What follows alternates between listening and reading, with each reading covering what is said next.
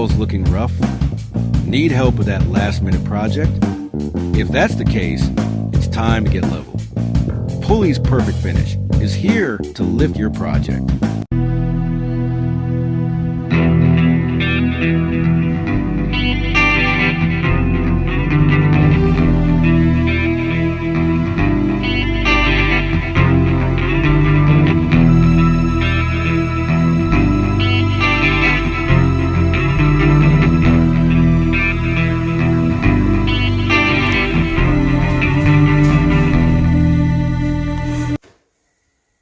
Okay, here we are again today.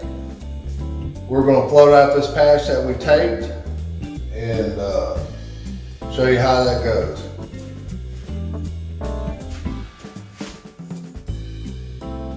First of all, I like to take my 12-inch knife, make sure it's flat, and what I call measure. See, there's a big hole there. So we want to fill that in, try to get it flat. And there's a hole around the outside, like so. So we have a hole or an indentation here, here, and then in here, what we're going to do in order to get this wobble out of it like that, we're going to float from here to here. And we're going to fill this in right here. First of all, we'll fill in that center spot, like so. Plenty of mud in there. And we'll cut it all around. What we're trying to do is get it as flat as possible.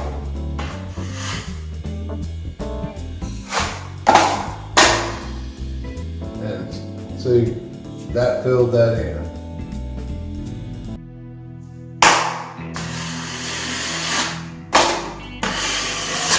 It's a rough end, so if it's a little rough, it's not going to hurt anything. Because we'll come back and we're going to skim it out later and make it, take out all the imperfections out.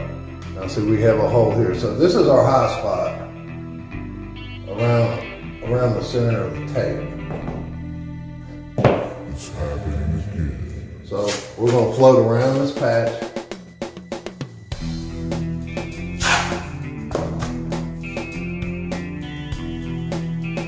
Most patches on the middle of the wall like this, square patches, they're going to kind of be like this. They're going to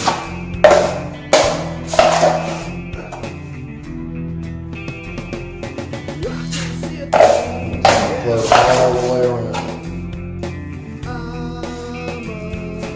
Now again, everybody, there's tons of other ways people go about this, other knives and stuff, but I like to use this 12 because I can fan things out on a bigger area, and I can cover more space, and these spots in the middle of the wall can be used for something else. So right in the middle of that tape, we're going to cut a line.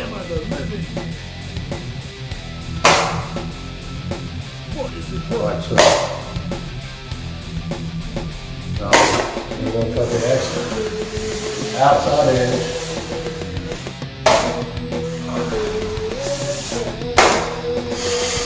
That way we have a feathered edge all the way around. We don't have a big thick line.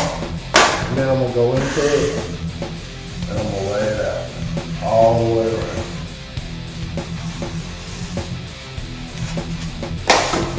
So now I have a little edge right there. I'll just kind of do a little something like that. Okay. Now, we got a flat surface to work with. And the next time we come, we'll cover up this tape and we'll float around the outside and then we'll skim it after that. These patches on the walls, in order to do them correctly, a lot of times you'll have to float a 3, 4, sometimes 5 times, and that's not out of the ordinary. So there you go, there's our first rough end cut on a patch in the middle of the wall. And when we're doing a wall like this, This is a slick wall, but it's rolled on, so it's gonna have a little stiff on the wall. We're gonna end up having to skim this whole wall in order for this patch to match up and the paint and everything to match it, and we'll get to that later.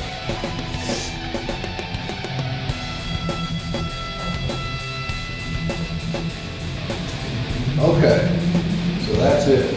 So now that's what we're gonna do. We're gonna let it dry till tomorrow, and it's gonna shrink in a little bit, and we're gonna float it out again tomorrow.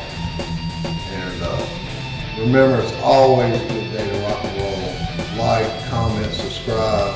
If you have any better ways or things of that nature, let me know. We'll try that out too. I never quit learning, and I really appreciate it, and I might have something that you might learn from. And you can do this in your own home. You can do this in your garage.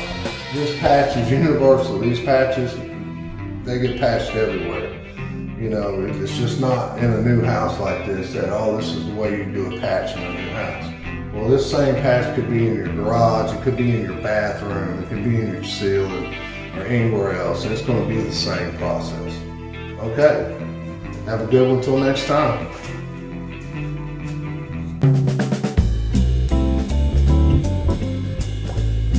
That's how you put on a perfect first float coat. Join us for episode 3, where we'll lay down the crucial second float coat to make this patch truly seamless.